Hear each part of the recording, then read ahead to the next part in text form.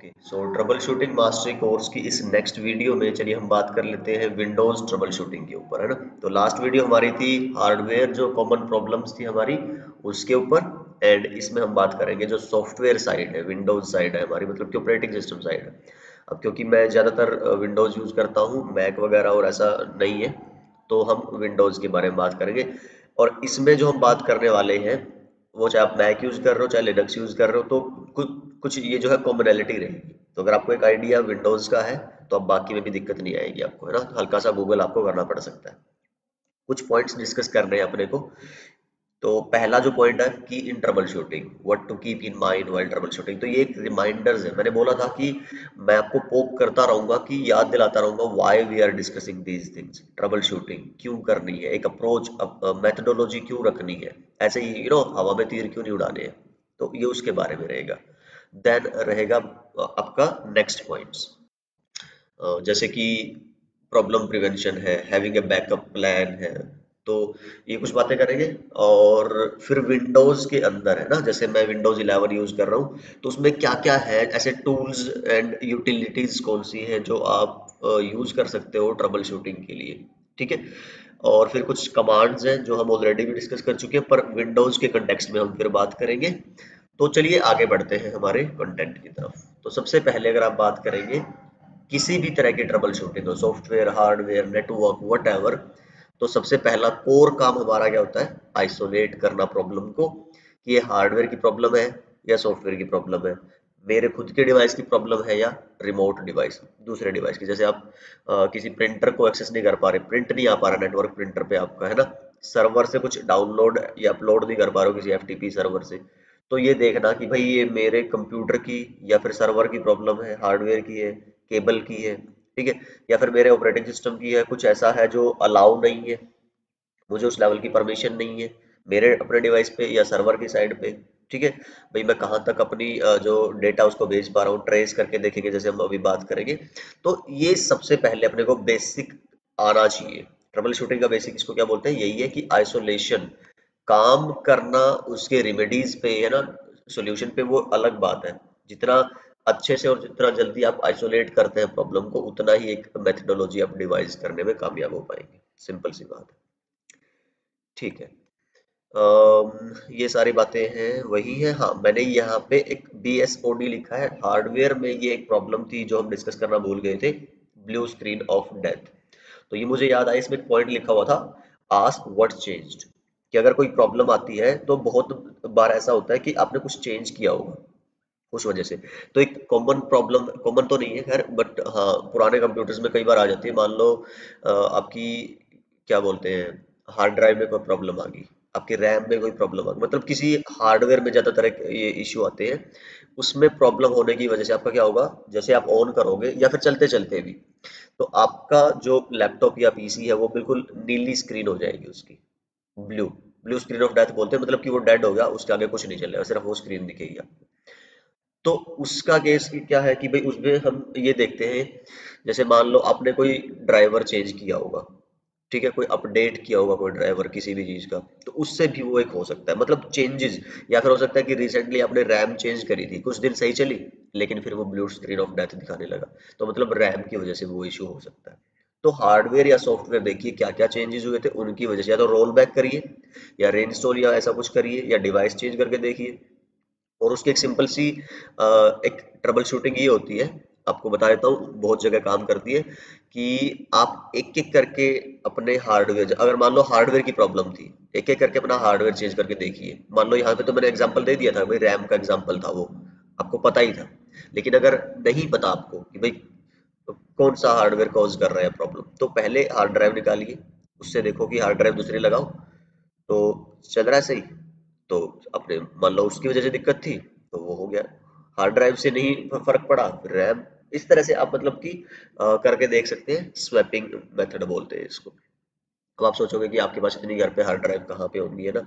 तो obviously you need to take it to some क्या बोलते हैं टेक्नीशियन, या फिर you need to arrange the hardware.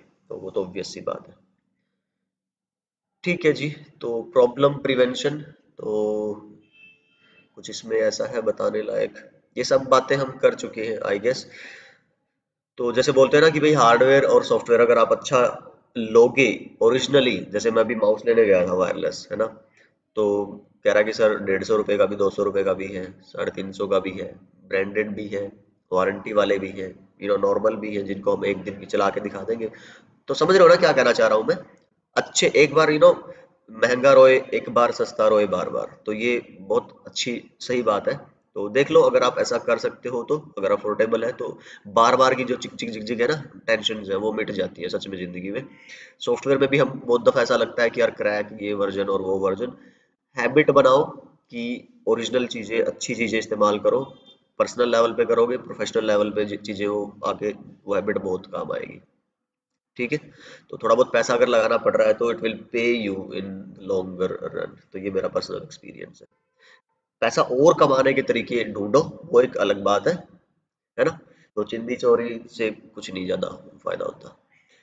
तो सोच समझ के प्रोग्राम्स इंस्टॉल करो। आपको अपना पीसी हो या ऑफिस का भी, अगेन मैं सेम चीज बोलता हूँ, अपने पीसी पे हैबिट अच्छी हेल्दी रखोगे, ऑफिस में फिर आपकी वाहवाही होगी और आपको एक एज अ सीरियस और कंसर्न एम्प्लॉय के रूप में जाना जाएगा। और अगर आप साइबर सिक्योरिटी वगैरह की तरफ ज़्यादा सीरियस हो तो यही हैबिट्स दिखाएंगे कि how good you are with the security thing. Okay, so enough with this. Let's get back to the next part, which is backup plan. Backup, backup बहुत बहुत कंपनीज की लाइफ लाइन है ये, आप सोचो। और आपकी भी हो सकती है। जैसे मैं मेरा एग्जांपल दूं तो मेरा जितना डेटा है यूट्यूब का, जो मेरे कोर्सेज है पड़े हैं हार्ड ड्राइव में, मैं अगर उनको ड्राइव पे सेव नहीं करता, नंबर वन, दूसरी हार्ड डिस्क में या एसएसडी में नहीं रखता, नंबर टू, समझ रहे, वी नीड मल्टीपल बैकअप्स। तो कुछ भी करो आप, मान लो मैं अपने कंप्यूटर में ऑपरेटिंग सिस्टम डालना चाह रहा हूँ, ठीक है, या फिर मान लो आप राउटर का ऑपरेटिंग सिस्टम अपग्रेड करना चाहते हैं, पुराना पड़ा है नया आपने डालना है, इन केस कोई प्रॉब्लम आई, तो आपका बैकअप प्लान क्या है? ऑफिसेज में, कंपनीज में भी जब आप कोई मेंटेनेंस विंडो के अंदर कोई चेंजेस करते हो, मान लो फायरवॉल अपडेट करनी है, आपने अपग्रेड करनी है, तो आपको प्लान ऑफ एक्शन में दिखाना होता है कि if something goes wrong, what is your backup plan. तो अगर वो सेटिस्फैक्ट्री आंसर है, only then you can move ahead with your changes and all. तो बहुत जरूरी हो जाता है, ठीक है। नेक्स्ट तो, हाँ, अब हम बात कर लेते हैं कि विंडोज़ की, मैं बता रहा था कि मैं विंडोज़ 11 यूज़ कर रहा हूँ, तो उसमें है कि भाई अपडेट अगर आपको करना है तो वैसे तो ऑटोमेटिक अपडेट में होती है अगर आपका ओरिजिनल विंडोज़ वगैरह आप यूज़ कर रहे हो। अगर आप क्रैक यूज़ कर रहे हो तो वो क्या है, फिर तो भगवान भरोसे है जी, फिर तो अगर आप अपडेट करोगे तो आपका क्रैक पकड़ा जाएगा, maybe if you are not using that much good crack. But otherwise अगर क्रैक भी आपने अच्छा लिखा यूज़ किया हुआ है ओरिजिनल वाला, तो you should be checking your all the softwares, है ना, OS, other softwares, system softwares, उनको पैच करते रहिए। पैच मतलब इन द सेंस कि अपडेटेड रखिए उनको हमेशा, ठीक है। कहाँ पे मिलेगा जाके आपको? सिंपली अपडेट भी लिख दोगे तो check for updates, windows update settings, तो आप यहाँ से चेक, तो ये स्क्रीन आपकी आ जाएगी। ये 11 में है, आप अगर कोई और विंडोज यूज कर रहे हैं तो उसमें भी सिमिलर सा ही होगा, देख लेना आप। रिकवरी क्या होता है? मान लो आपका चलता चलता कंप्यूटर और कुछ ऐसा हुआ कि आप उसको एक पर्टिकुलर स्टेट में यूज नहीं कर पा रहे, सिंपल सी बात ये कि आप यूज ही नहीं कर पा रहे हो, तो क्या हो कि आप जब ट्रबल शूट करो उसको स्क्रीन पे, उसमें ऐसा लिखा आता है एडवांस ऑप्शन और फिर ट्रबल शूट और फिर रिकवर, ठीक है। तो वो रिकवर करने के लिए पहले से कोई रिकवरी होनी तो चाहिए, रिकवरी पॉइंट, ठीक है। तो उसके लिए क्या कर सकते हो आप, जैसे लिखो यहाँ पे रिकवर, ठीक है, ये रिकवरी ड्राइव मांग रहा है, ठीक है। तो रिकवर रिकवर रिकवर, ये आ गया, create restore point, recovery options, ठीक है। तो यहाँ पे ये रिस्टोर पॉइंट्स बनाने पड़ते हैं आपको, रिकवरी की जो ड्राइव है वो बनानी पड़ती है आपको, ठीक है। तो कहाँ गया, आया नहीं क्या? ये आ गया, देखो। तो किस डिस्क के लिए? तो सी में आपका मेन डेटा है, डी के लिए बनाना चाहते हो तो कॉन्फ़िगर करिए। तो सिस्टम प्रोटेक्शन ऑन कर दोगे अगर, तो क्या कहता है कि अगर कुछ गलत होता है आपके कंप्यूटर में, कोई चेंजेस ऐसा हो गया जो आप नहीं चाहते, तो आप प्रीवियस वर्जन पे जा सकते हो, 1 महीने पहले, 10 दिन पहले। तो तब जो था वो आपका वापस आ जाएगा डेटा सारा का सारा। ठीक है, ऐसा कर सकते हो। या फिर कितना आप पार्ट चाहते हो कि भाई इतना डेटा मेरा स्टोर रहे, जैसे 30 GB रख दिया मैंने, तो जो लेटेस्ट 30 GB होगा वो स्टोर रहेगा। Later on you can recover that. अगर 40 GB हुआ तो पुराना 10 GB हट जाएगा नया। तो ये वही कॉमन सेंस की बातें हैं। तो अगेन मैं ये सब कुछ नहीं सिखा रहा हूँ, कॉम्प्रिहेंसिव नहीं है कि हाउ टू डू इट, मैं जस्ट आइडिया दे रहा हूँ कि हाँ these are the options available. अगर आपको नहीं पता थे तो यू कैन ट्राई दिस, अगर पता थे तो ग्रेट है, आगे बढ़ते हैं। ठीक है। और परमिशंस है, किसी फोल्डर को शेयर करना है या नॉर्मली किसी फोल्डर पे कोई परमिशंस देनी है एक्सेस की, कितने लेवल की परमिशन देनी है, और कौन से यूजर्स एंड ग्रुप्स उनको एक्सेस कर पाए। तो अगेन जैसे मैं बात करूं कि मेरे पास यहाँ पे सिस्को की ड्राइव है, इसमें मान लो मेरे पास कोई कोर्स है, यहाँ पे मान लो साइबर सिक्योरिटी है मेरे पास। ठीक है, मैं शो मोर ऑप्शंस में जाता हूँ, मैं प्रॉपर्टीज में जाता हूँ, फिर प्रॉपर्टीज में अगर आप देखोगे एडवांस्ड है, तो अच्छा एडवांस्ड में नहीं, आप जाओगे सिक्योरिटी में। ठीक है, ये दिख रहा है अभी अलाउड है, फुल परमिशन है। एडिट करोगे तो यहाँ पे आपको चेंज का ऑप्शन आ जाएगा। सब डिनाई करना है नहीं, आपको पर्टिकुलर डिनाई करना है, क्या मॉडिफाई नहीं करवाना। ठीक है, अच्छा ये देखो, देख रहे हो। तो आपकी मर्जी है कि आप क्या करवाना चाहते हो, नहीं करवाना चाहते हो, क्या अलाउ करना है, क्या डिनाई करना है। तो you can do it from here. यहाँ पे ये सारे के सारे जो मेरे यूजर्स है ना, ये सबको आप चेक करोगे, क्लिक कर करके सबको अलाउ है। तो इस यूजर को डिनाई करवा दो, इनको अलाउ करवा दो। इसको देखो स्पेसिफिक परमिशंस है, सारी की सारी नहीं है। ये देखो ऊपर वालों को सारी है, इस यूजर को इतनी परमिशन। तो ये सारी आप सेट कर सकते हो। कोई फाइल शेयर करनी है, मान लो ये ग्रुप जो फोल्डर है मैं अपने इस पीसी से दूसरे पे शेयर करवाना चाहता हूँ, तो आप यहाँ से शेयर कर सकते हो जाके इसको। ठीक है, तो ये रहता है जी आपका। क्लोज करो इसको, चलते हैं वापस। ठीक है, I guess you got the idea कि इस तरह की कुछ परमिशंस आप अपनी फाइल्स पे, अपने फोल्डर्स पे लगा सकते हो। ट्रबल शूटर ये बड़ा ही एक अच्छा वो है, कई बार बड़ा काम आ जाता है। जैसे जो न्यूबीज है, यूजर नए यूजर हैं उनके लिए, जैसे मैं बोलूँ कि भाई मेरे पास जो एक सेकेंड, अगर मैं मिनिमाइज करूं और मैं मान लो अपना वाईफाई बंद कर दूं फॉर एग्जांपल। ठीक है, मैंने वाईफाई कर दिया बंद। अब अगर मैं जाता हूं किसमें, ट्रबल शूटर में, तो ट्रबल, कहाँ गया ट्रबल, ट्रबल शूट। ठीक है, सेटिंग्स। और अब आप, मुझे तो पता है मैंने जानबूझ के किया, भाई वाईफाई का अडेप्टर बंद कर रखा है मैंने, इसलिए मेरा नेट नहीं चल रहा होगा, पर शायद में भी किसी को नहीं पता। तो वो क्या करेगा, ट्रबल शूट में जाके अदर ट्रबल शूटर्स पे, और लेट्स से यहाँ पे आपका होगा अडेप्टर, नेटवर्क अडेप्टर, इस ट्रबल शूटर को रन करो। तो बहुत बार ऐसा होता है कि आपको मिलता जुलता या एग्जैक्ट आंसर दे देता है कि ये प्रॉब्लम हो सकती है। अब देखो किसकी प्रॉब्लम है आपकी, किसकी डायग्राम्स करना चाह रहा हो, आपका वाईफाई नहीं चल रहा या वायर से नहीं चल रहा। ठीक है, तो वाईफाई की प्रॉब्लम है मेरी। नेक्स्ट करूंगा, ये ढूंढेगा प्रॉब्लम आपकी, ये इनबिल्ट है। ठीक है, इसके लिए कुछ इंस्टॉल एक्स्ट्रा करने की जरूरत नहीं है आपको, विंडोज में इनबिल्ट है ये, प्रॉब्लम डिटेक्ट कर रहा है। अगर इसको मिल गई तो ये बता देगा, अप्लाई भी करवाएगा आपसे। देखो टर्न ऑन वायरलेस कैपेबिलिटी, इसने बोल दिया कि आपका वो बंद है वायरलेस का अडेप्टर, उसको ऑन करिए। तो अप्लाई करो, आपको लगता है कि अप्लाई करो भाई यही दिक्कत है तो, और आपको लगता है कि ये नहीं हो सकती, स्किप कर दो, आगे बढ़ो। फिर आगे ढूंढेगा क्या प्रॉब्लम है। अब ये रिजोल्व कर रहा है, वेरीफाई कर रहा है कि भाई प्रॉब्लम रिजोल्व हुई है कि नहीं हुई है। ये देखो जी, troubleshooting is completed. Troubleshoot जो है अपना ट्रबल शूटर, उसने कुछ चेंजेस किए सिस्टम को, तो वायरलेस कैपेबिलिटी टर्न ऑफ था, फिक्स कर दिया इसने। क्या हमने आपकी फिक्स प्रॉब्लम करी है, देख लेते हैं जी। ये देखो वाईफाई चल गया मेरा, अगर आप यहाँ से चेक करोगे तो मेरा कनेक्टेड है। ठीक है, तो yes, close the trouble shooter. तो एक ये आपका अच्छा इनबिल्ट फंक्शन है विंडोज के अंदर, विंडोज की मैं बात कर रहा हूँ। और उसके बाद हेल्प है, जैसे विंडोज हेल्प देखोगे गेट हेल्प करके, तो इसमें क्या आप करवाना चाहते हो, जो लगता है कि जैसे ये गूगल करने जैसा, मतलब एक तरह विद इन विंडोज, जैसे इंस्टॉल नहीं कर पा रहा ऑफिस को। ठीक है, इथरनेट कनेक्शन की प्रॉब्लम है, जो भी आप यहाँ पे लिखिए आपको अपने आंसर्स मिल जाएंगे होपफुली।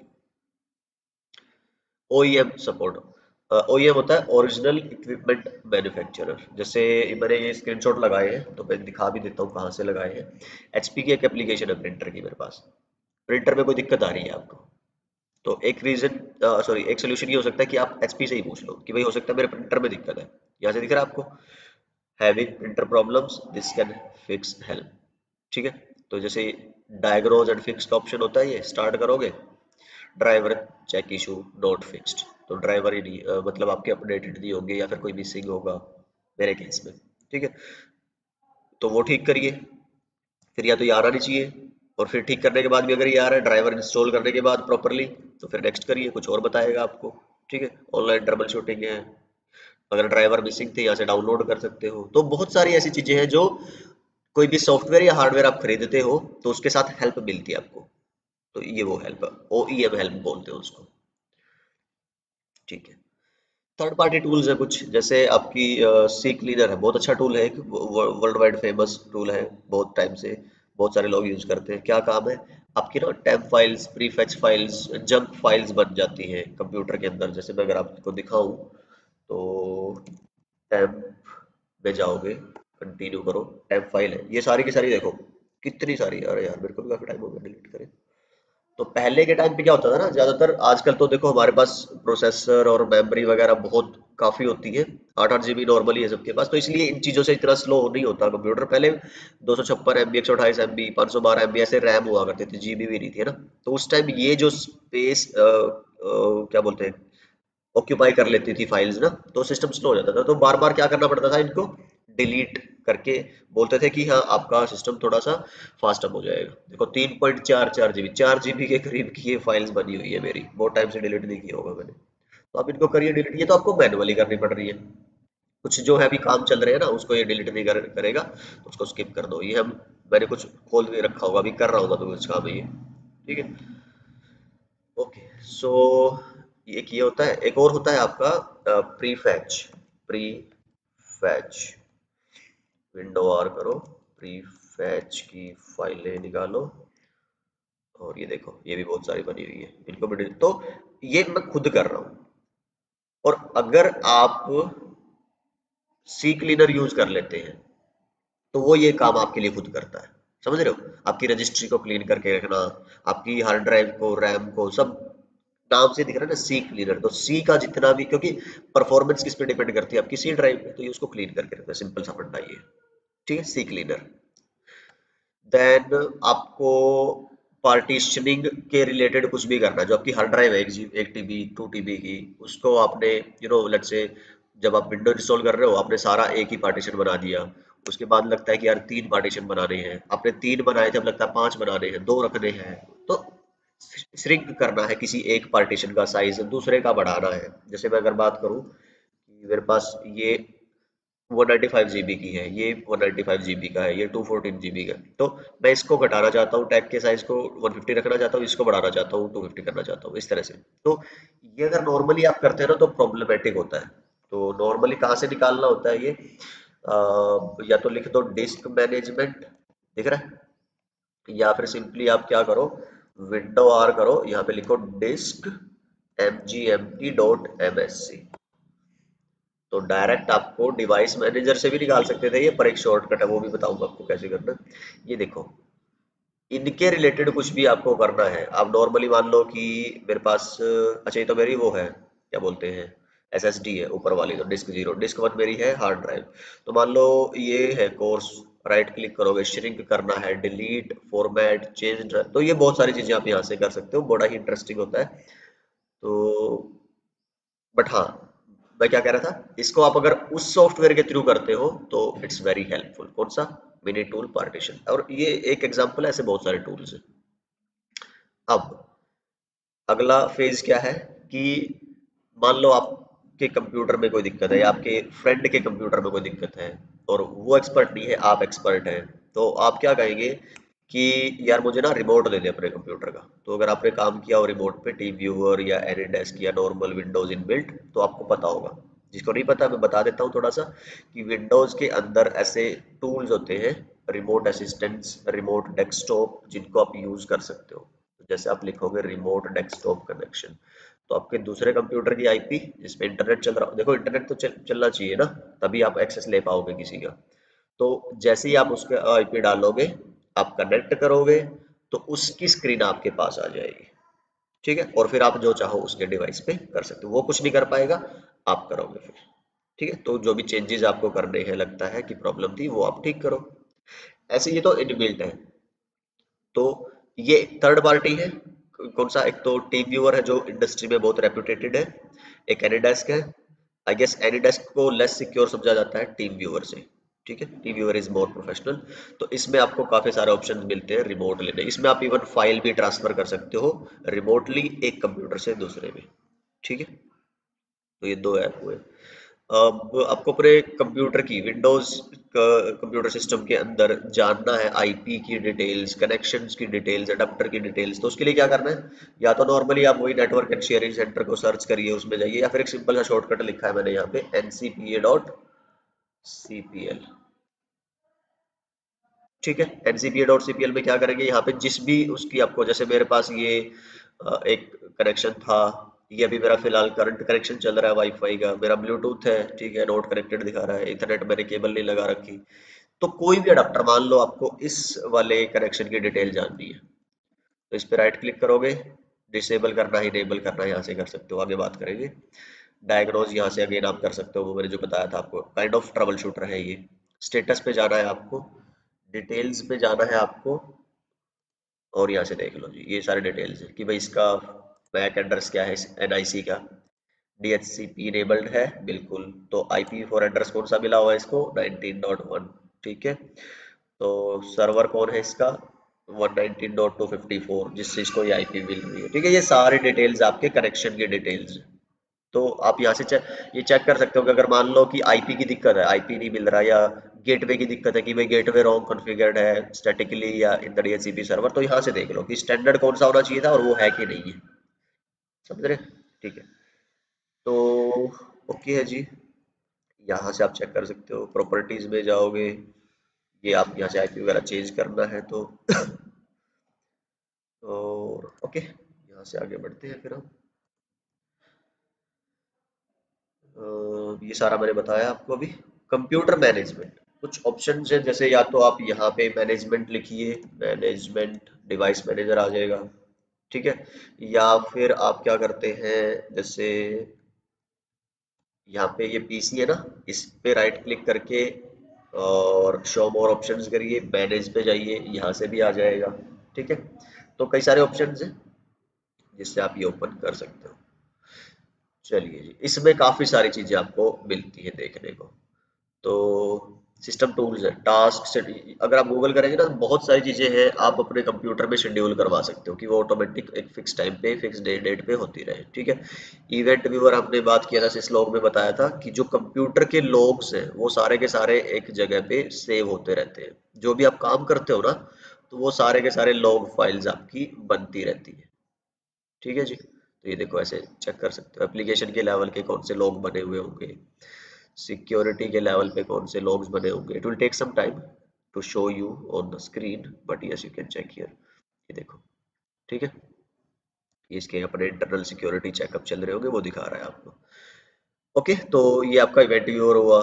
कुछ फोल्डर मैंने जैसे बताया था अभी शेयर किया, अगर आपने है ना, तो कौन से फोल्डर शेयर कर रखे हैं वो सब आप यहाँ से, लोकल यूजर एंड ग्रुप्स, कि इस कंप्यूटर के यूजर्स कौन से हैं, उन्होंने उसके अपने ग्रुप वगैरह बना रखे हैं। जैसे मैं आपको अपने यूजर दिखाता हूँ, मेरा गेस्ट यूजर हमेशा होता है, ये विंडो इंस्टॉल करते हो जैसे ही आप, एडमिन यूजर होता है एक, है ना, डिफॉल्ट अकाउंट होता है एक, मैंने स्टैंडर्ड अकाउंट बना रखा है एक, मैंने अपना मानव के नाम से बना रखा है। ठीक है, ये सारे आपको यूजर यहाँ पे दिखा रहा है।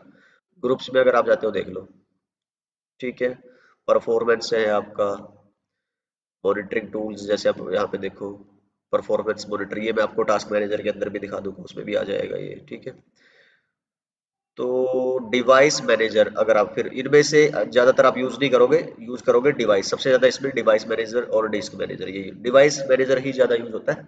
डिस्क मैनेजमेंट में तो कभी कभी आपको जाना पड़ता है फॉर द पर्टिकुलर प्रॉब्लम्स। ठीक है, यहाँ से देखो आपको क्या कर सकते हो कि कोई नॉर्मली भी अगर आप ये डिवाइस मैनेजर ओपन करते हो, तो या तो यहाँ से कर लो, आप मैनेजमेंट का कंप्यूटर के, और यहाँ से डिवाइस मैनेजर ओपन कर लिया, या फिर क्या करो, आप विंडो आर करो devmgmt.msc, जैसे मैंने डिस्क मैनेजर निकाला था ना तो अभी थोड़ी देर पहले, उसमें डिस्क mgmt लिखा था, डिस्क मैनेजमेंट डॉट एमएससी। यहाँ पे डिवाइस मैनेजर निकालना है तो dev mgmt device management dot MSc, और ओके। यहाँ से आपको डायरेक्ट देखोगे तो वो सिर्फ डिवाइस मैनेजमेंट पे ले आया आपको।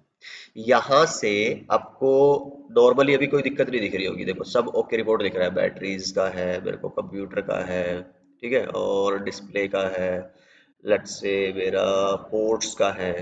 तो अगर कई दफा ऐसा दिखाए ना आपको एक ट्रायंगल और येलो से कलर की, इसका मतलब कि वो ड्राइवर्स जो है उस पर्टिकुलर डिवाइस के वो अपडेटेड नहीं है। क्रॉस दिखाए, रेड दिखाए, तो मतलब वो ड्राइवर है ही नहीं। तो आप यहाँ से देख के काफी सारी चीजें समझ सकते हो। और ये पूरा कच्चा चिट्ठा है आपका, यूएसबी का दिख रहा है, ठीक है। और आपको यहाँ पे साउंड का दिख रहा है, ये देख लो जी मेरे कितने साउंड कनेक्टेड होंगे, bluetooth, hands free, wired, wireless, सब कुछ। So these are everything. जैसे टीपीएम मेरा इनेबल्ड है यहाँ पे, प्रोसेसर्स की डिटेल है, कौन सा है प्रोसेसर मेरे पास, i5 है ना, 1.6 गीगाहर्ट्ज 8th जनरेशन का प्रोसेसर। तो ये सारी बातें आपको डिवाइस, तो जितने भी डिवाइसेस इनबिल्ट पेरिफेरल डिवाइसेस हैं आपके, वो सब यहाँ दिखते हैं। तो उनकी रिलेटेड प्रॉब्लम्स आप यहाँ से आइडेंटिफाई और ट्रबल शूट एंड बहुत हद तक उसको ठीक भी कर सकते हो। जैसे नेटवर्क अडेप्टर है, जैसे ये मेरा, ये वायरलेस वाला है, यही मेरे को अपडेट करना है। यहाँ पे ऑप्शन आ गया अपडेट ड्राइवर, ठीक है। अपडेट में भी क्या है, आप ऑनलाइन कर सकते हो, आपने कोई फाइल पहले से इसकी डाउनलोड करके रख रखी है कंप्यूटर में वहां से, या फिर सर्च ऑटोमेटिकली ऑनलाइन कर लो। तो ये क्या कह देगा, अगर जैसे कोई ऑलरेडी अपडेटेड है तो आपको ऐसा मैसेज दिखा देगा, best drivers are already installed. अगर नहीं है तो आपको कह देगा कि भाई आप इसको कर लो, वो आपको करके दे देगा। सर्च फॉर अपडेटेड ड्राइवर्स और विंडोज अपडेट कहता है कि ये भी कर सकते हो कि जब नेक्स्ट टाइम विंडोज अपडेट होगी तो उस टाइम पे इसके भी ड्राइवर ढूंढो कि अगर अपडेटेड वाला होगा तो इसको भी कर ले। और ऐसा ही होता है जनरली कि वो अपडेट के टाइम पे ही सारे ड्राइवर आपको उठा के दे देता है। So this is device manager basically. तो ये मैंने अभी बताई आपको। टास्क मैनेजर क्या होता है, मान लो आपका, मेरे साथ कई दफा ऐसा होता था पहले, मैंने इसी चक्कर में फिर अपना जो माइक्रोसॉफ्ट ऑफिस है ना वो री इंस्टॉल किया, कि जैसे ही मैं कोई फाइल खोलता, नई फाइल खोलता कोई विनवर्ड, जैसे मैं यहाँ पे दिखा देता हूँ आपको, विनवर्ड होता है आपका ये एमएस ऑफिस। तो जैसे मैं यहाँ पे फाइल खोलने लगता ना, या फिर कोई ऑलरेडी जो मैंने फाइल बनाई हुई है और उसको ओपन करने की कोशिश करता, जैसे ये फाइल नहीं है इनमें से किसी को ओपन करता, तो वो मेरा कंप्यूटर को हैंग कर देता, मतलब कि कुछ भी नहीं खुलना, नॉट रिस्पॉन्डिंग नॉट रिस्पॉन्डिंग, तो मेरे को क्लोज करके दोबारा ओपन करना पड़ता, ठीक है। तो उसमें अगर मान लो कि नॉट रिस्पॉन्डिंग है, कोई भी ऐप, आपका कोई भी प्रोसेस, वो आपको किल करना है ना, उसको हटाना है, तो आप या तो यहाँ पे लिख दो टास्क मैनेजर, ये दिख रहा है, या फिर एक शॉर्टकट है कंट्रोल शिफ्ट एस्केप, तो उससे भी आपका आ जाएगा। मान लो आपका क्या है, कोई भी एक ऐप होगा, फॉर एग्जांपल एज है, ये नहीं चल रहा, तो इस पर क्लिक किया, एंड टास्क कर दिया मैंने, ठीक है। और लेट्स से आपका एक्सप्लोरर बंद कर, अच्छा एक्सप्लोरर तो मत करना, बंद नहीं तो लफड़ा हो जाएगा तुम्हारे लिए, क्योंकि तुम्हें पता नहीं है उसको रिस्टार्ट कैसे करना है। इसमें बहुत सारी इंटरेस्टिंग चीजें होती है, अगर आप देखोगे, जैसे मैं यूटोरेंट है मेरी ये एप्लीकेशन, ये बंद करना चाहता हूँ, एंड टास्क कर दो यहाँ से, तो जो भी आपकी अनरिस्पॉन्सिव ऐप है या प्रोसेस है, आप यहाँ से किल कर सकते हो। परफॉर्मेंस मॉनिटर का मैंने बताया था आपको कि मैं दिखाऊंगा टास्क मैनेजर में, तो ये वो है। सीपीयू मेरा कितना यूज हो रहा है, 23%, 22%। मेमोरी, यहाँ से आप चेक कर सकते हो परफॉर्मेंस अपने कंप्यूटर की, कि कितना चल रहा है, कितना यूज हो चुका है, सही चल रहा है नहीं चल रहा है, एक्सपेक्टेड है कि नहीं है, ठीक है। ये सारी रैम देखो, मेरी मेमोरी 63% यूज हो रही है, ओके है। एसएसडी मेरा अभी कुछ काम चल नहीं रहा है एसएसडी पे, और डीई में नहीं है, सी ड्राइव का तो सिर्फ मेरा एसएसडी पे है, ठीक है। इंटरनेट मतलब वायर पे है ही नहीं कुछ मेरा, मैं इंटरनेट नहीं यूज कर रहा, वाईफाई यूज कर रहा हूँ, और इसलिए जीरो दिखा रहा है। इंटरनेट पे तो टोटली जीरो है, वाईफाई पे कभी कभी कुछ वैल्यू दिखेगी, क्योंकि मैं अभी कोई, मैंने ब्राउजर वगैरह कुछ नहीं ओपन कर रखा, बट फिर भी वो रैंडमली एक आध बिट तो उठा के दे देगा आपको, बट इथरनेट पे कुछ नहीं दिखाएगा। ये दिख रहा है इथरनेट, इथरनेट। जीपीयू क्या होता है अगर आपको पता हो, जो ग्राफिक्स वाले काम है, सीपीयू होता है सेंट्रल प्रोसेसिंग यूनिट, जीपीयू होता है ग्राफिकल प्रोसेसिंग यूनिट, जो ग्राफिक वाले काम है। तो ये जो, जितनी अच्छी आपको मेरी आउटपुट दिख रही, जितने अच्छे लैपटॉप होंगे या जितना अच्छा ग्राफिक कार्ड लगा रखा होगा, उतना ही आपको क्लैरिटी आपकी स्क्रीन की दिखेगी। जैसे कोई गेम खेलता है उसको पता होगा कि यार जितने अच्छे आपके ग्राफिक्स होंगे उतना ही गेम में आपको क्लैरिटी और परफॉर्मेंस आएगी। यहाँ पे मेरा इनबिल्ट ही ग्राफिक्स है मेरे लैपटॉप का, तो वो कितना यूज हो रहा है, तो ये सारी चीजें आप यहाँ से देख सकते हो। ये रिसोर्स मॉनिटर यहाँ से ओपन करोगे, ये देखो यहाँ से दिखा देगा सारा, और थोड़ा डिटेल तरीके से दिखाएगा। नेटवर्क मेरी स्पीड क्या है 1 Mbps, ठीक है जी। टीसीपी कनेक्शन, ईथरनेट, लैन, तो बड़ी सारी चीजें होती है यहाँ पे जो आप देख सकते हो। जितने भी अडेप्टर है मेरे यहाँ पे देख लो, लोकल एरिया का है, VMware वाला है, वाईफाई का है, ब्लूटूथ का, सब की। अभी तो खैर मैं कुछ कर नहीं रहा हूँ। ये देखिए जी आपके प्रोसेसेस, जो मेरे पोर्ट्स वगैरह ओपन है, जो मेरे प्रोसेसेस अभी चल रहे हैं, देखो पोर्ट आईडी है ना। नेटवर्क एक्टिविटी देख लो यहाँ से, और आप अगर चेक करना चाहो तो टीसीपी कनेक्शंस है आपके, और ये खैर दिखाने नहीं होते किसी को, ठीक है, आप याद रखना। और ये हम तो चलो ठीक है जी, टेस्ट एनवायरनमेंट में करते हैं अपने एक्चुअल डिवाइसेस की, these details you should never disclose and all. चलिए, ये सारा है आपका परफॉर्मेंस। सीपीयू का है, जैसे वो नेटवर्क का था, ये सीपीयू का है, ये मेमोरी का है, ये और बाकी सारी टोटली। चलो जी, ऐप हिस्ट्री है इसमें, देखो आप कर करके बहुत सारी चीजें मिलेंगी आपको। स्टार्टअप क्या होता है कि जब आपका कंप्यूटर ऑन हो तो कौन से आपके क्या बोलते हैं ऐप लोड होंगे साथ के साथ, ठीक है। जैसे मेरा ये सारे ऐप्स हैं मेरे कंप्यूटर के चलते ही अपने आप लोड हो जाते हैं, इसलिए अगर मैं उनको दोबारा ओपन करता हूँ तो टाइम नहीं लगता मुझे। अगर ये आप लोड नहीं करोगे तो थोड़ा सा आपको टाइम लगेगा। खैर अभी तो कंप्यूटर इतने फास्ट है कि इसकी टेंशन लेने की आपको जरूरत नहीं है अलग से। तो आप यहाँ से अपने इनेबल डिसेबल, जैसे आप चाहते हो कि भाई मैं कोर्टाना को नहीं चाहता, ठीक है, तो आप यहाँ से क्या कर दो, जैसे मैंने ऑलरेडी इसको डिसेबल किया हुआ है, तो आप चाहते हो रन करना तो इनेबल कर दो इसको। जैसे यूटरेंट है, मैं इसको डिसेबल करना चाहता हूँ तो कर सकता हूँ, तो ये नहीं चलेगा, ठीक है। तो ये सारे आपके क्या है स्टार्टअप ऐप। स्टार्टअप बोले तो जब आप कंप्यूटर ऑन करते हो तो कौन सी एप्लीकेशन चले, कौन सी एप्लीकेशन ना चले। अब सर्विसेज में आ जाओ। कुछ प्रॉब्लम्स ऐसी होती है जो पर्टिकुलर विंडोज सर्विसेज के रिलेटेड है, तो अगर आप उन सर्विसेज को ऑफ ऑन कर दोगे, स्टॉप रिस्टार्ट कर दोगे, तो कई बार इससे भी चल जाती है, ठीक है। बिल्कुल किल करनी होती है तो वो भी आप कर सकते हो, तो वो यहाँ से होती है। या तो इसमें टास्क मैनेजर में बहुत कुछ होता है, यहाँ से जाके कर दो सर्विसेज, या फिर एक आप कर सकते हो services.msc, तो यहाँ से भी आपको पर्टिकुलरली सिर्फ सर्विसेज आ जाएगी, ठीक है। ओके, तो टास्क मैनेजर का हो गया जी हमारा, ये मैंने बता दिया आपको। डिवाइस मैनेजर का मैंने आपको बता दिया है। डिस्क मैनेजमेंट का मैंने बता दिया था आपको। रजिस्ट्री एडिटर, हाँ, कुछ ऐसे टास्क होते हैं, कुछ ऐसे काम होते हैं भाई आपके जो रजिस्ट्री के लेवल, रजिस्ट्री होता है कि जी बहुत जो डेप्थ का काम है विंडोज का, दैट इज रजिस्ट्री। तो आप रजिस्ट्री को एडिट कर सकते हो कुछ पर्टिकुलर, जैसे आपने ना कभी ऐसी कोई प्रॉब्लम फेस की हो लैपटॉप में या कंप्यूटर में, और उसमें सोल्यूशन में दिखा होगा आपको कि भाई रेज एडिट में जाओ और वहां पे एक 0 का 1, 1 का 0 कर दो। तो ये इसलिए होता है क्योंकि जो आपकी कोर सेटिंग्स है ना वो रजिस्ट्री के अंदर सेव होती है। तो yes, there is this one tool जो आप कर सकते हो यूज, कि भाई ट्रबल शूटिंग के लिए। तो ये थोड़ा कॉम्प्लेक्स है, अभी मैं इसकी बात नहीं करूंगा। और इस पे अगर चेंजेस करते हो तो समटाइम्स अगर आपको नॉलेज नहीं है कि व्हाट यू आर डूइंग, तो it can affect your computer totally, तो थोड़ा सोच समझ के करना है इसको। Startup services I told you, startup services उन कंप्यूटर्स के लिए और अच्छा है कि जो मान लो पुराने हैं, कम रैम है, प्रोसेसर पुराने हैं, जिनके अच्छे नहीं है ड्यूल कोर वगैरह, और उसमें ऑन होने में बोलते हैं ना लोग कि ज्यादा टाइम लगता है, मेरा कंप्यूटर ऑन होता है तो बहुत टाइम लगता है, स्पेशली जब एसएसडी नहीं आपका हार्ड ड्राइव एचडीडी आप यूज कर रहे हो, ठीक है। तो उस टाइम पे आप क्या करो, देख लो स्टार्टअप के अंदर जाके कि भाई आपके कितने ऐप लोड होते हैं। तो ज्यादा अगर है तो उनको हटा दो, फालतू के जितने जो काम काम के सिर्फ थोड़े से वही रखो। और या बिल्कुल भी मत रखो, ऐसा कोई जरूरी भी नहीं है कि इसको रखना है, क्योंकि जब आपको जरूरत पड़ेगी क्लिक करोगे उस पर तो वो अपने आप थोड़ा सा टाइम लेके लोड हो जाएगा, ठीक है। तो स्टार्टअप ऐप है, ये देख लो जी मेरा, ये सीडीएफ लोडर है, चैट जीपीटी है, मैं इसको हटा दूं यहाँ से, कुछ नहीं अटका इसके बिना मेरा, ठीक है। मेगा सिंक ये चलो मेरा जरूरी है जी, वन ड्राइव जरूरी है, डेटा मेरा सारा यही सिंक होता है। तो ये देख लो आपको कौन सा चाहिए होता है। सेंड टू वन नोट मेरे को नहीं चाहिए है, तो ये वैसे उसके लिए अगर मैं इस वन नोट पे कोई लिख रहा हूँ ना अपनी फाइल वगैरह, तो वो मेरी सिंक होती रही। VMware में चाहता हूँ, सिक्योरिटी में चाहता हूँ, तो ये सारा आप देख सकते हो इस तरह से अपडेट, ठीक है। और यहाँ से आप अपने स्टार्टअप ऐप्स को मैनेज कर सकते हो। तो परफॉर्मेंस पे फर्क पड़ेगा आपका ऑब्वियसली। एक और होता है आपका I guess M S config. हाँ एम एस कॉन्फिग। यहाँ पे भी देखो नॉर्मल स्टार्टअप चाहते हो आप या फिर कुछ पर्टिकुलर डायग्नोस्टिक, मान लो कंप्यूटर में कोई प्रॉब्लम है आपको चेक करना है कि भाई किसके, आपको डायग्नोज करना अपना सारा हार्डवेयर, तो आप यहाँ से ये चेक करा सकते हो। सेलेक्टिव चाहते हो आप तो आप यहाँ से करा सकते हो।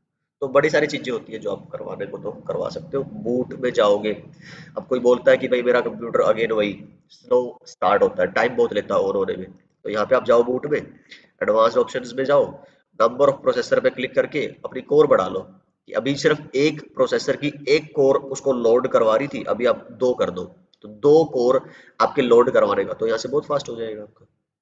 समझ रहे हो? तो ये सारी चीजें आप कर सकते हो, स्पेशली पुराने कंप्यूटर्स में। अब से अगेन सर्विसेज ये वही थी, स्टार्टअप ये वही है, ओपन टास्क में इसमें जाना पड़ेगा आपको स्टार्टअप के लिए। अगेन टूल्स तो बहुत सारी चीजें होती है करने को जो आप विंडोज में, विंडोज का कितना 5% भी यूज नहीं करते लोग, बहुत कुछ होता है। Services MS config monitor. Okay, अब बात कर लेते हैं CLI यूटिलिटीज की। ठीक है, विंडोज के अंदर जो आपको, अगर जैसे मैंने अभी आपको कनेक्शन चेक करना बताया था, आईपी की और उसकी डिटेल बताई थी चेक करनी, उसमें ncpa.cpl में जाके अडाप्टर पे जिसकी भी डिटेल चेक करनी थी क्लिक करो, राइट क्लिक करो, स्टेटस पे जाओ, वो ग्राफिकली दिखा देता था आपको।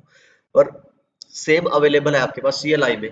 तो अगर मैं मान लो, तो मैं टेस्ट पीसी ले रहा हूँ, मेरे अपने पीसी की कमांड लाइन नहीं, बट अगर आपको अपने पीसी की करनी है तो विंडो आर करो, CMD में जाओगे तो यहाँ पे भी आप जो IP कॉन्फ़िग लिखोगे वो डिटेल आपकी आ जाएगी। जैसे मैं लिखता हूँ यहाँ पे IP कॉन्फ़िग, तो ये देखो डिटेल आ गई आपकी। क्या डिटेल है? एड्रेस ये है मेरा IPv4 एड्रेस, सबनेट मास्क ये है, गेटवे ये है। ठीक है, और कंप्लीट डिटेल चाहिए आपको अपने मैक एड्रेस की और DNS की, तो स्लैश ऑल लिख दो आप। ये देखो जी आपको पहले वाली डिटेल तो मिल ही रही है, गेटवे, आपकी आईपी, सबनेट मास्क, साथ ही आपको डीएनएस सर्वर भी मिल रहा है आपका। ठीक है, आपको अपना मैक एड्रेस भी मिल रहा है। तो स्लैश ऑल करोगे तो आपको अपनी कंप्लीट डिटेल मिल जाएगी। तो ये CLI है आपकी यूटिलिटीज, वन ऑफ देम। उसके बाद अगर आप देखोगे, कहता है कि if there is no IP, ऐसा कुछ लिखा ही नहीं आ रहा, जैसे यहाँ पे लिखा है IP4 में कुछ नहीं है, सबनेट मास्क में कुछ नहीं है, तो हो सकता है कि मान लो आपका इंटरनेट चलाना चाह रहे थे, इंटरनेट नहीं चल रहा, तो आपका जो राउटर है वही बंद है, पावर ऑफ है, तो वो DHCP सर्वर का काम कर रहा है, आपको IP वही दे रहा था, तो वही बंद है तो कुछ आएगा ही नहीं। ठीक है, इस तरह की आपकी वो हो सकती है कि कोई IP डिस्प्ले ना हो। चलिए जी, केबल निकली हुई है, लूज है, तो तब भी आपको कनेक्शन नहीं मिलेगा, तो IP नहीं मिलेगी। अब आईपी है कह रहा, लेकिन इस तरह की आईपी है 169.254 करके। ठीक है, तो इसका मतलब क्या हुआ कि भाई जिससे आपको आईपी मिलनी थी, जो सर्वर था आपका DHCP सर्वर था, वो काम नहीं कर रहा, पावर ऑफ नहीं है, पावर ऑन तो है पर काम नहीं कर रहा, कोई प्रॉब्लम है उसमें। ठीक है, तो इस वजह से आपको अपीपा मिलता है। तो नॉर्मली अगर आप यहाँ पे देखोगे, मैंने स्टैटिकली आईपी दी हुई है, इस पे अगर आप क्लोज करो, आईपी में स्टैटिक आईपी दी हुई है। फिर आपको, क्योंकि यहाँ पे कोई DHCP सर्वर तो है नहीं, तो इसलिए अगर मैं कोई यहाँ पे डिवाइस लगाऊं इस नेटवर्क में और सोचूं कि इसको ऑटोमेटिक आईपी मिल जाए, ठीक है, तो क्लिक करो, desktop, IP, DHCP, packet tracer में ऑटोमेटिक आईपी के लिए DHCP पे, रियल की भी बता देता हूँ कैसे, ncpa.cpl करोगे, और मान लो कि आप इस ईथरनेट पे, चलो ये तो केबल नहीं है तो दिखाएगा नहीं आपको, चेक कर लेते हैं, राइट क्लिक, प्रॉपर्टीज, और मान लो आप क्या करवाना चाहते हो, IPv4, यहाँ पे डबल क्लिक, ये देखो ये लिखा है use the following IP address, ये डालना होगा स्टैटिक तरीके से आईपी डालना। ठीक है, गेटवे आपने जो भी डालना था, और आप खुद नहीं डालना चाहते, जैसे ये सारी एंट्री आपने कर दी है मैनुअल, ये है यूज द फॉलोइंग आईपी, इसका मतलब क्या हुआ यहाँ पे, ये वाला स्टैटिक। ठीक है, और इसमें ऑटोमेटिक क्या होता है, रियल पीसी में ऑब्टेन आईपी ऑटोमेटिकली, और पैकेट ट्रेसर में कैसे होता है, DHCP, तो ये ध्यान रखना है आपको। अब अगर आप यहाँ करते हो क्लिक, इस पे देखो ऑब्टेन DNS ऑटोमेटिकली, ओके करते हो, ठीक है, ओके करते हो, और यहाँ पे चेक करोगे, अब देखो इसमें स्टेटस दिखाएगा नहीं क्योंकि ये केबल ही नहीं लगी हुई। चलो मैं यहाँ पे दिखाता हूँ आपको चेक करके, प्रॉपर्टीज, और IPv4 डबल क्लिक, ओके पे है, सॉरी ऑटोमेटिकली पे है, ओके ओके, तो यहाँ पे तो क्योंकि मेरा ये ऑलरेडी लगा हुआ है, तो यहाँ पे मैं स्टेटस दिखाऊंगा तो मेरे को तो यहाँ पे ओरिजिनल आईपी मिलेगी, क्योंकि ये एक्चुअली सर्वर से डीएचसीपी सर्वर से कनेक्टेड है। पर लेकिन अगर आप पैकेट ट्रेसर वाले को देखोगे, ये कोई ना तो ये राउटर डीएचसीपी सर्वर का काम कर रहा है, ना ये स्विच सर्वर का काम कर रहा है। तो इसलिए क्या होगा, यहाँ पे इस तरह की आईपी दिखाएगा 169.254, आगे कुछ भी लिखा हो। तो ये अपीपा है, अगर आपने आईपी एड्रेसिंग वाली वीडियोस देख रखी है तो आपको पता होगा अपीपा की आईपी क्या। अपीपा नॉर्मली क्या होता है मैं बता देता हूँ, अगर कोई नया भी है अपना व्यूअर। अपीपा होता है जब आपको जेन्युइन आईपी जो आपको चाहिए थी वो ना मिल रही हो और आप ऑटोमेटिक आईपी लेना चाह रहे हो, तो एक पर्टिकुलर आईपी मिल जाती है आपको इस रेंज की, ठीक है। तो उसको अपीपा ऑटोमेटिक प्राइवेट आईपी बोलते हैं। अपीपा बोले तो ऑटोमेटिक प्राइवेट आईपी एड्रेस, ठीक है। अगर यही मैं करता होता, फॉर एग्जांपल मेरे पास घर वाला वाईफाई राउटर है, ठीक है, ये आपका वाईफाई राउटर है, तो ये डीएचसीपी सर्वर का काम करता है, ठीक है। अब अगर मैं इसके साथ कोई पीसी जोड़ता हूँ, जरूरी नहीं है इंटरनेट चला, जैसे ये आईएसपी से नहीं जुड़ा है, नॉर्मली पीसी जोड़ता हूँ मैं, ठीक है। तो वायर्ड हो या वायरलेस हो, जैसे मान लो मैं कोई फोन ले लो, स्मार्टफोन, ठीक है, तो ये जुड़ गया इसके साथ। तो अगर आप इसमें देखोगे ना, डेस्कटॉप में आईपी में, ये देखो इसको आईपी मिली है 0.100, किससे, अपने राउटर से। राउटर कौन है, 0.1 है, ये गेटवे होगा उसके लिए, समझ रहे हो। तो ऐसे ही अगर आप इसको जोड़ना चाहते हो वायर से, इस पे लगाओ वायर, तो पीसी को राउटर से जोड़ो, इस पे जाओ, डेस्कटॉप पे जाओ, आईपी पे डीएचसीपी पे क्लिक करो, तो इसको भी एक आईपी मिल जाएगी .101 I guess, requesting IP address. ये देखो फेल हो गया, अच्छा जी चलो कोई बात नहीं, दोबारा ट्राई कर लो। फेल होने का मतलब ये नहीं है कि वो अल्टीमेटली फेल है, हो सकता है उसका फर्स्ट ट्राई फेल हो गया हो। ये देख लो जी, फिर आया। चलो हम क्या कर ले, पैकेट ट्रेसर थोड़ा स्लोली बिहेव कर रहा है क्योंकि ये स्विच का काम करता है, 30 टू 50 सेकंड लगते हैं इसको अब आने में। तो मैं फास्ट फॉरवर्ड करके दोबारा ट्राई करवाता हूँ आपको, स्टैटिक डीएचसीपी, तो आईपी उठानी चाहिए इसको आई गेस, अगर कोई और प्रॉब्लम नहीं है तो देखनी पड़ेगी क्या प्रॉब्लम है इसमें। बट यस, नॉर्मली आपका एक्चुअल सिनेरियोज में जैसे ही आप कनेक्ट करते हो तो आप, अच्छा अच्छा ठीक है, प्रॉब्लम आ गई समझ में। पहला जो पोर्ट है ना, ये हमने लगाया हुआ है यहाँ पे, ये इंटरनेट का पोर्ट है। तो इंटरनेट वाले पे मैंने लैन की, देखो इंटरनेट वाले पे लगा दी तो नहीं उठाएगा, तो लैन वाले पोर्ट पे लगाना है आपको, ठीक है। तो अब अगर मैं दोबारा ट्राई करता हूँ, ये एक्चुअल राउटर्स में भी ऐसा ही है। अगर ये देखो 101 मिल गया, तो आपको इंटरनेट चलाना है तो पहले जो आईएसपी की केबल आएगी वो यहाँ लगा के जाएंगे इंटरनेट वाले पोर्ट पे, तो बचे हुए जो पोर्ट्स हैं उन पे आपको अपने पीसी लगाने होते हैं। ये देखो ऐसा होता है, ठीक है। ये जो इंटरनेट वाला पोर्ट लिखा है इस पे लगा दी थी हमने गलती से। चलो जी, तो आई गेस अभी आईपी का आपको समझ में आ गया होगा। एक से CLI यूटिलिटीज है आपकी, जिनसे आप अपनी आईपी की कनेक्शन की डिटेल्स चेक कर सकते हो, subnet mask, gateway, MAC address, DNS, सारी चीजें, ठीक है। अब this is how a healthy IP connection looks like, जो मैंने आपको दिखाया था अभी। पिंग क्या होता है, पिंग होता है नेटवर्क में कनेक्टिविटी चेक करानी। मान लो ये जो दो डिवाइस है इनके बीच में कनेक्टिविटी है कि नहीं, चलो इसकी आईपी देख लो कितनी है, 0.100 है। तो इस पे जाओ, कमांड प्रॉम्प्ट पे पिंग लिखो और उसकी आईपी लिखो रिमोट की 192.168.0.100। अब ये देखो, अगर इस तरह का रिप्लाई आता है तो इसका मतलब ये दोनों डिवाइस सेम नेटवर्क का पार्ट है, इनके बीच में कम्युनिकेशन हो सकता है। तो वो चेक करने के लिए कि नेटवर्क में, चाहे वो प्राइवेट हो चाहे वो इंटरनेट हो, दो डिवाइसेस आपस में बात कर सकते हैं कि नहीं, कनेक्ट है कि नहीं, वो चेक करने की जो यूटिलिटी उसको बोलते हैं ping, packet internet groper, alright, ping.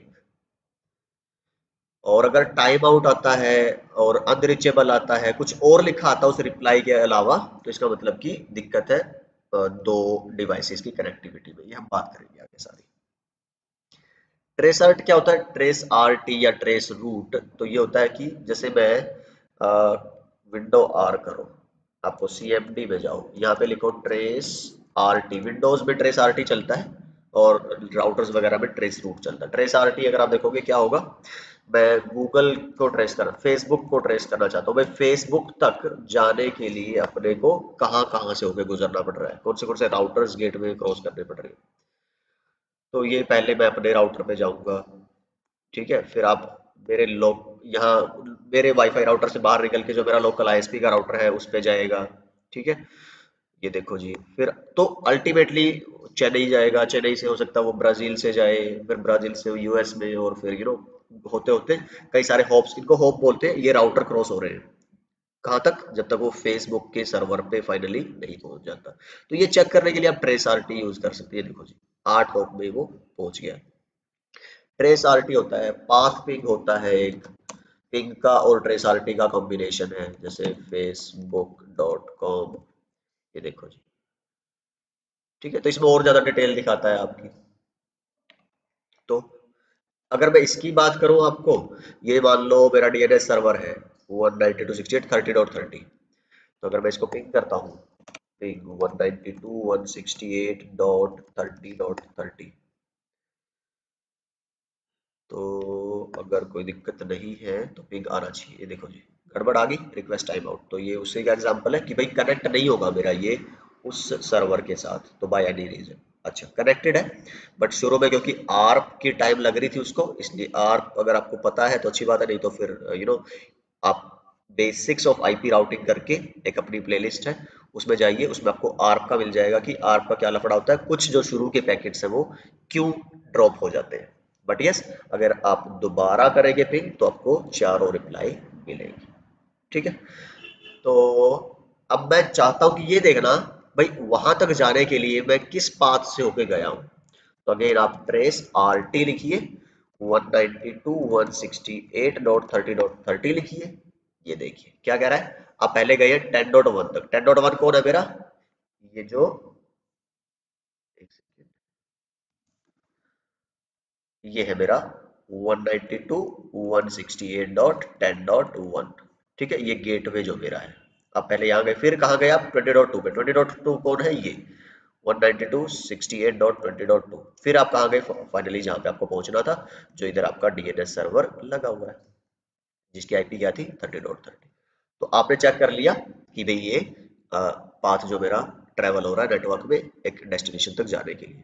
Trouble shooting में ये कमांड बहुत यूजफुल होती है। मान लो आप पिंग नहीं कर पा रहे, एक्चुअली पिंग नहीं कर पा रहे हो, और आपको देखना है कि एग्जैक्टली कहाँ तक पैकेट जा पा रहा है और कहाँ पे ड्रॉप हो जा रहा है। मान लो आपका पैकेट जो है वो अपनी गेटवे तक चला गया, यहाँ तक, ठीक है, कोई दिक्कत नहीं, फिर इसने यहाँ भेज दिया और वो यहाँ से आगे नहीं, मतलब कि आपको ये मिल रहा है, ये मिल रहा है, ये नहीं मिल रहा, तो आप समझ जाओगे कि यहाँ पे कोई दिक्कत है, राउटिंग की दिक्कत है, इंटरफेस की दिक्कत है, तो वट या केबल की। ठीक है, तो this is how you can use trace R T as a troubleshooting utility. NS lookup वगैरह ये सब हम बाद में आगे बात करेंगे। ओके, आई गेस बहुत लंबी वीडियो हो गई है, तो हमने सोचा कि यार क्यों ना एक ही वीडियो में रखें, बार बार अलग अलग वीडियोस में। आई डोंट नो, अपना फीडबैक दीजिए कि I should complete this one topic in one video, जो मैं अभी करने की कोशिश कर रहा हूँ, या फिर जैसे मैं पहले करता था कि एक पार्ट, दूसरा पार्ट, तीन, तीसरा, ऐसे छोटे छोटे पार्ट्स बना के कंप्लीट करें फिर हम अलग अलग वीडियोस में। मुझे कुछ फीडबैक आया था कमेंट्स में कि यार सर आप एक पार्ट को, सॉरी एक कॉन्सेप्ट को एक ही वीडियो में रखो तो शायद ज्यादा अच्छा रहेगा हमारे लिए। I don't know, just let me know in the comments कि कौन सा अप्रोच अच्छी है, सिंगल वीडियो या मल्टीपल वीडियो वाली। तो मैं आपसे मिलता हूँ अगली वीडियो में, अपना ख्याल रखिए, सीखते रहिए, सिखाते रहिए और मस्त रहिए। बाय।